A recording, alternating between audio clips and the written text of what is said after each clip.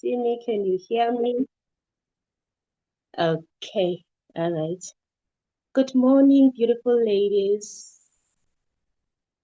It is such an honor to be here. Uh, I cannot thank you enough for this opportunity to share the word with you this morning.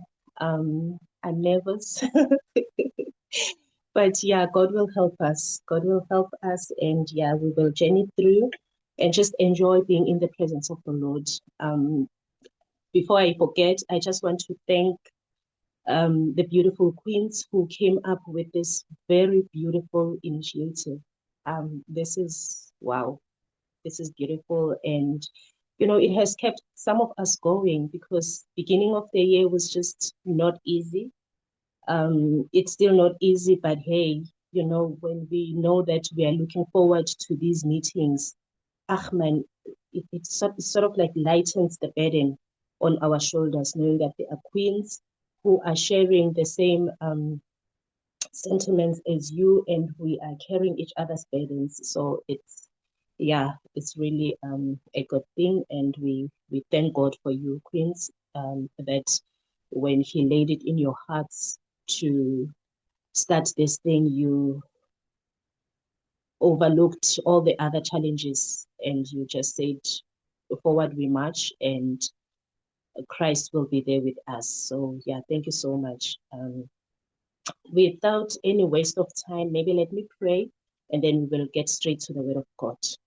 Let us pray. Our loving and kind Father, thank you, dear God, for waking us up this morning. Thank you so much for being a good God. You are such an amazing Father. Some of the things that you do for us, we really do not deserve, but you do them for us regardless.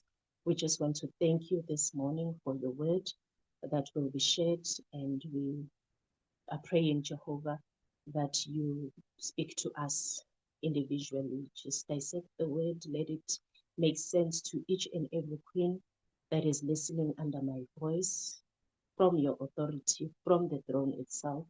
I pray this morning, Jehovah, that as your children are sitting at the edge of their seats, waiting to hear what you have in store for them today, please take charge and take control. This is your platform. Do as you will. In my prayer, I pray in Jesus' name. Amen.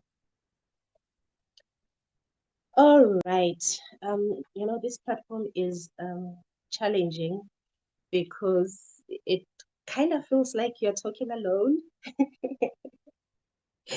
But yeah, I know that you are here, and I appreciate those messages, as I go along, just to show that I am not alone. You are here with me.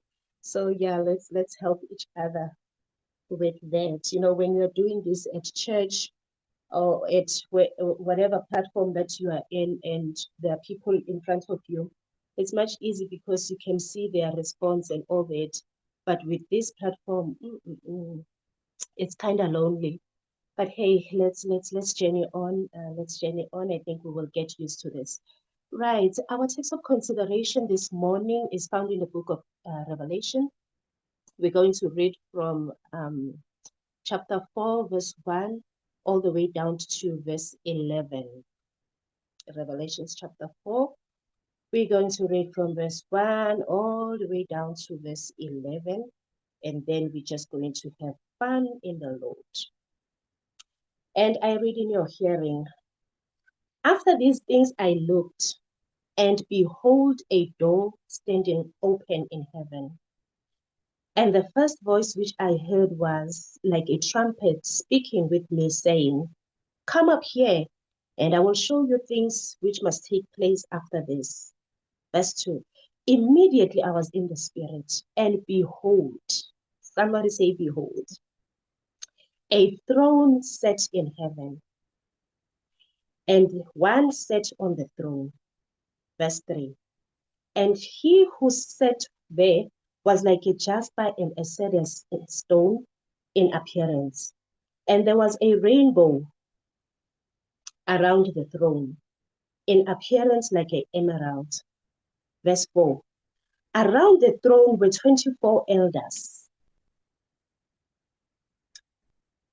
Okay, it says there were 24 thrones, and on the thrones I saw 24 elders sitting, clothed in white robes, and they had crowns of gold on their heads. Verse 5. And from the throne proceeded lightnings, thunderings, and voices. 7 flames of fire were burning before the throne, which are the 7 spirits of God. Verse 6. Before the throne, there was a sea of glass like crystal. And in the midst of the throne and around the throne were 4 living creatures, full of eyes, the front and the back as well. Verse 7. The first living creature was like a lion. The second one, like a living creature, was like a calf. The third one had a face like a man. And the fourth was like a flying eagle. The 4 living creatures, each having 6 wings, were full of eyes around and within. And they do not rest day and night, saying, Holy, holy, holy, Lord God Almighty, who was, who is, and is to come. Verse 9. Whenever the living creatures give glory and honor and thanks to him who sits on the throne, who lives forever and ever. Verse 10. The 24 elders would fall down before him who sits on the throne and worship him who lives forever and ever, and cast their crowns before him, before the throne, saying, You are worthy, O Lord, to receive glory and honor and power, for you created all things, and by your will, they exist and were created. May the good Lord bless the reading of his word in the name of Jesus. Amen. Now, the book of Revelation is written by John, as you would remember. John, the Revelator. John is the one who was part of the disciples, remember? The 12? Yes, John is that one. John was there. In fact, not only was he part of the 12, but he was part of the 3. Remember the 3 who were closer, even closer in the inner circle of Jesus Christ? Yes, John was part of them. The 3 that Jesus went up to the mountain to pray with when it was his last hour. Remember those 3? Yes, John was there. So this John who is writing here is the same John that was there. He saw all the miracles that Jesus did. He was there when he turned the water into wine. He was there when he opened the eyes of the blind to see. He was there when the deaf could now hear. He was there when the lame could now walk. He was there when that woman with the issue of the blood touched the hem of Jesus' garment. He was there. He witnessed it all. And not only did he witness the miracles that Jesus performed, he had this close relationship. He heard when Jesus was teaching the word. He heard when Jesus was preaching. You know, one of the instances that was there that he witnessed was when Jesus fed the 5,000. You know, when Jesus took the boat and made it his podium and spoke to his people. And after that, he said, now you can continue to fish. Remember that incident? John was there. He witnessed it all. And he had heard the religious teachers preaching and teaching. He had heard the Pharisees and the scribes. He had heard all of them, but never did he hear anyone speaking the word of God with so much authority as Jesus did. Now, we saw John writing about these things in the Gospel of John. But now we see him again in the book of Revelation Now the situation is no longer the same. The situation this time around is different. What is different? Jesus is no longer around. Jesus has been crucified. Jesus died and was buried. Jesus was resurrected. Jesus showed himself. Hey, by the way, he was there when Jesus showed himself for the first time. He was part of those who ran to the tomb in the morning when they heard what was said, that Jesus is no longer there. When they said, hey, the message is, meet me, he ran. He ran. He was one of those who said, you know what? I want to see this. I want to see him. He witnessed that, you know. So this time around here in the book of Revelation, the situation is not the same. Like Jesus is no longer there. The disciples are no longer there. Like he watched the disciples, you know, some of them being killed right in front of him before his eyes, and all the bad things that happened to the other disciples. Now he is alone. He is in the Isle of Patmos. There, he is there because of the preaching of the gospel. He is there because the government of this time is not in line with what he is preaching.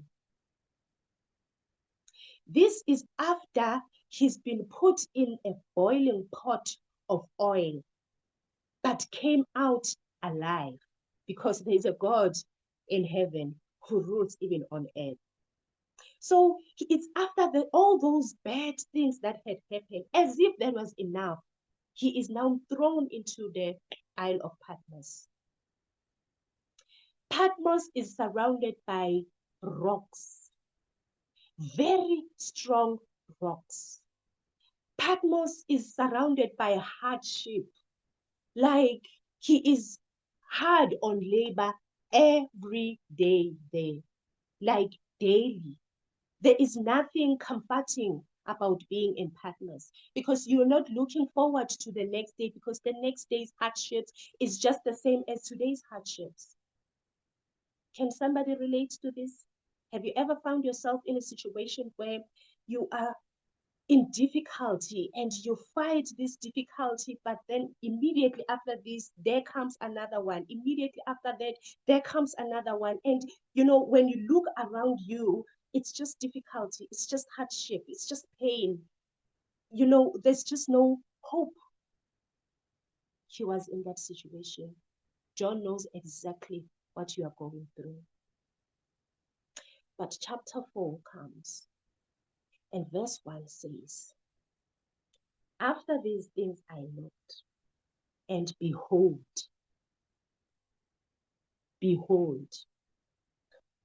You know, when the Bible says, or when someone says, behold, they are actually drawing you to something that will just blow your mind.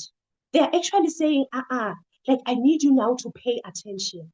I need you now to listen attentively.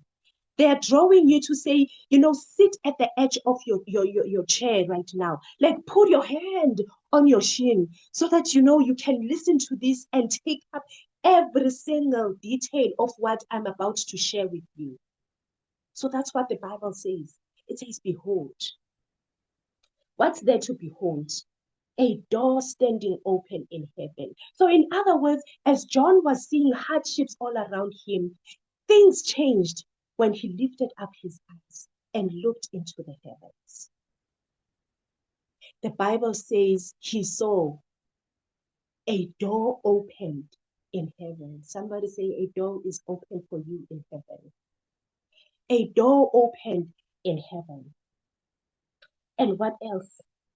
What happens next?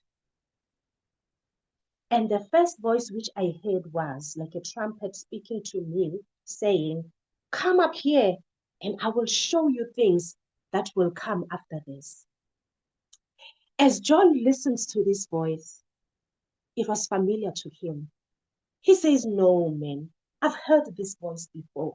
Remember in Matthew 11, when he says, come unto me, all ye that labor and are heavy laden, and I will give you rest. That was the voice.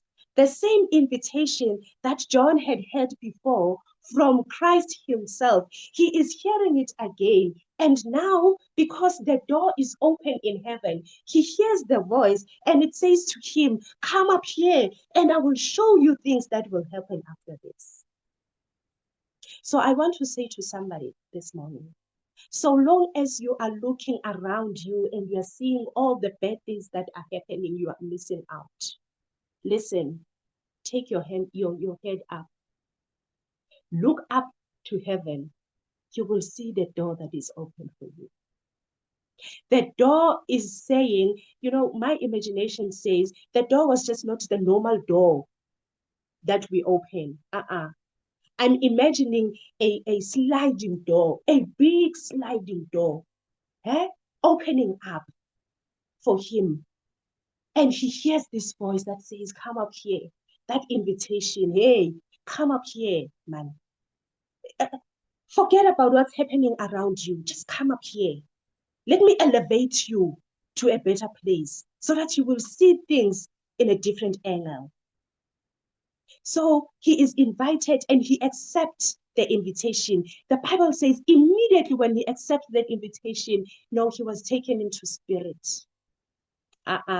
Listen, you will never see yourself any better so long as you are looking at yourself with a naked eye. You need to put on the glasses of the Spirit so that you will see things in the Spirit. You can only do that when you look up. Look up unto him so that you will see what is happening in the Spirit. So John says the door is opening. Huh? And when the door is open, the voice invites him and he is soon taken to spirit and he says, behold again. He says, you haven't seen it all. Behold, there in heaven, I saw a throne. There is a throne in heaven, dear friends. It may seem like we are defeated down here. It may seem like things are not going according to plan, man. Things are just not promising. But there is a throne in heaven. And John says the throne was not empty because he saw someone seated on the throne. So the throne is not here around us and amongst us. No. The throne is up there, far beyond the earthly throne. Powerful and far beyond the powers of this earth. Powerful and far beyond the human authority. Powerful and far beyond the presidents of this world. Powerful and far beyond the kings and the queens of this world. Powerful and far beyond the governmental systems of this world. There sits a throne that is above all these earthly thrones, that is above all the institutions of this world, a throne that is above all the seats of influence, the throne that is above all the administrations and the establishments of this world. There sat a throne in heaven, dear friends. And John says, I saw someone seated on the throne. In the olden days, when the king was in war, when the war was raging, the king would never be seen sitting on his throne. The king will be pacing around, strategizing, checking what is happening there in the battle, changing that which he can change so that he betters the situation, so that he beefs up his soldiers and all those things. He would never be seen seated unless he has already won the war. Now, John says, I saw one who was seated on the throne, meaning this one who is sitting on the throne knows that the battle has already been won. Our God, dear friends, is sitting in the throne. He is You know what? He has done it all. The battle is won, meaning we are no longer fighting for victory, but we are fighting from victory, knowing that the battle has already been won on our behalf.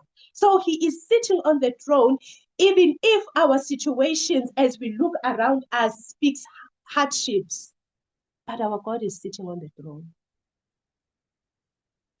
So we need not fear. We need not to fear, but we need to know that he is in control. Because when someone is sitting, it means that they're in control. He's got everything at the palm of his hand. From eternity past to the present, to even the eternity future, our God is sitting on the throne, relaxed, unshaken, unmoved, not dadazelling just like us, but he is calm because everything is in the palm of his hand and everything is under his control. It happens only if he allows it to happen. So with the God who is like that, I man, fear not, fear not. He says, I am with you. Be not dismayed, for I am your God. He says, I will strengthen you, yeah, I will help you. He says, I will uphold you with the right hand of my righteousness. You need not to fear. Our God is sitting on the throne. Let's continue to read on and see what happens next.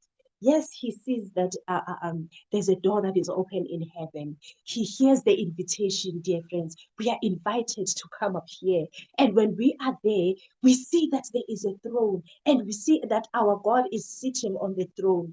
And lo and behold, he says there is a rainbow around the throne. Now, this rainbow reminds me that many years back, after the 40 days and the 40 nights of rain, heavy rain, where God was not pleased with humanity, he made it rain and he swallowed up everything except for those who were in the boat. After that, he made a covenant with humanity. Somebody say the covenant. Our God made a covenant with humanity that I will not do this ever, ever again. He says, my mercy, my grace will forever be sufficient for you. I will no longer judge you the way I did that time. That, dear friends, is the covenant. And when he sealed the covenant, Noah saw a rainbow. He says, you know what? When you see this rainbow, I need you to remember my promise that my grace is sufficient for you. So, dear friends, the promises of God are sure. The promises of God are still standing. After so many years, John still sees the rainbow that is there upon the throne, which is reminding us even today that God is faithful, that God's promises are standing, that even if it seems like God has forgotten about us, he has not forgotten about us. He is not a God who judges us, but he is a God who is saying, my grace is sufficient for you. It doesn't matter how deep you have dug your own goal, your own hole, but I will come down because my grace is sufficient and I will lift you up to my presence so that you remain holy as I am holy. So long as you are willing, God is there to help us. He is not a judgmental God. No, he is not. What happens next? What is it that John saw next? After he saw the rainbow, he saw that there are thrones that are surrounding the throne. He says on the thrones, he saw the 24 elders who are sitting there. Because of time, let me rush to the part where uh, uh, uh, the elders are actually worshiping God, you know, the art of worship. He says, he saw the four creatures One that looks like a lion, the other one looks like a calf, the other one looks like a face of man, and the last one looks like a flying eagle. He says these creatures are surrounding the throne and they are within the throne. In other words, they are everywhere, right around the throne. They are just there. They are roaming around. And listen to what they are saying. Day and night, they do not get tired of saying this. Holy, holy, holy Lord God Almighty, who was, who is, and is come. In other words, as they look at God, they see his holiness and they just cannot contain themselves. They just want to worship this God whom they see sitting on the throne. And they lift their wings up and they say, Holy, holy, holy Lord God Almighty. And as they look on the other side, you know, they are, because they've got eyes everywhere, they look on the left, they just cannot contain themselves because of this beauty that they see, and they cry, Holy, holy, holy. They look on the left hand side, they still cannot contain themselves because of the beauty that they see, and they cry, Holy, holy, holy. And as the elders witness this, my Bible tells me that they also cannot contain themselves. As they are sitting in front of the throne, they see what the creatures are doing. They themselves, they see that we are not worthy to just sit in front of this throne, to just sit in front of such beauty. They just go down on their knees. My Bible says they bow down. In fact, they lie prostrate before the throne and they lift up their hands and take out their crowns of gold. They put them down and they just lay prostrate before the throne and they cry out that you are worthy. Oh Lord, you are worthy. Only you are worthy of all the praises. They say only you are worthy to receive glory and honor and power, for you created all things. What a mighty God we serve. So, dear friends, let us lift up our eyes to Jesus. Let us see that the door is open for us so that we have 24/7 access to him. There is no time where the door is closed. We have access to him anytime, anywhere we are, no matter the situation. The door is open in heaven. And as the door is open, we will see that there is a throne in heaven. And our God is sitting on the throne. That should bring comfort to us, to know that our God is not on a panic mode, but our God has got everything in control. He is as calm as they come. And as calm as he is, his promises are still standing. As we see the rainbow, we should always remember that his promises are still standing. No matter what is it that we have done, no matter how dark our secrets can be, his grace is still sufficient for you and I, even this morning. Let me tell you that at some point it says, I can't remember which verse, it says there was a sea of glass, still and quiet like a crystal, meaning there is peace that reigns around the throne. So may the peace of God abide with us.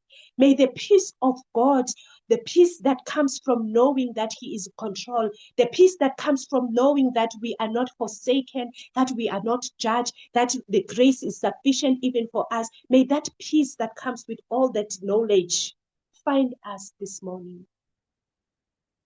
And may, as the creatures are worshiping him, may we also remain in worship, because our God is holy.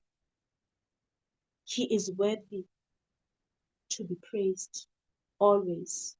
Let us remove our eyes from our hardships, but let us continue to worship him, even when it is hard. Because the moment we lift up our eyes, even when the situation has not yet changed, but the way we look at things has already changed. By just looking up unto Him, things have changed and our situation has changed. As we praise and worship our God, He takes care of our business. May God help us this morning. I pray that may we accept this invitation of looking up unto Him. When Moses lifted up that snake in the wilderness, the message was all those who will lift their eyes up and look at the bronze snake, they shall be saved. Forget about the small snakes around you. Look up for your salvation. Draweth nigh. Now let me share with you something that we need to know and understand about the will of God. Dear friends, the will of God will never take us to where the grace of God cannot keep you. The will of God will never take you to where the arms of God will never support you. It will never take you to where the riches of God will never supply your needs. It will never take you to where the power of God will not endow you, dear friends. The will of God will never take you to where the Spirit of God cannot work through you, to where the wisdom of God cannot teach you. The will of God will never take you, dear friends, to where the army of God cannot protect you. It will never take you to where the hands of God can never mold you. The will of God, dear friends, will never take you to where the love of God will never enfold you. It will never take you to where the mercies of God will never sustain you. The will of God will never take you to where the peace of God will never calm all of your fears. The will of God will never take you, dear friends, to where the authority of God will never overrule for you.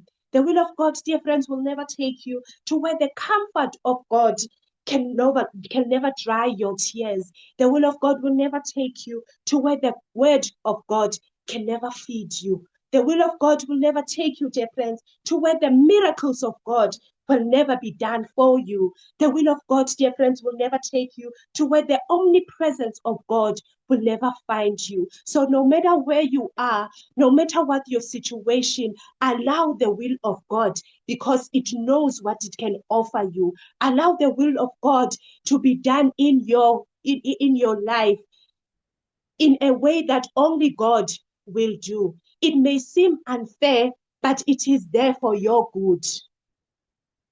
It is there for your good, dear friends. May the good Lord help us this morning that we may accept His will for our lives, that we may remove our eyes from all the hardships around us, but look up unto heaven. Stay blessed in the name of Jesus. Amen and amen.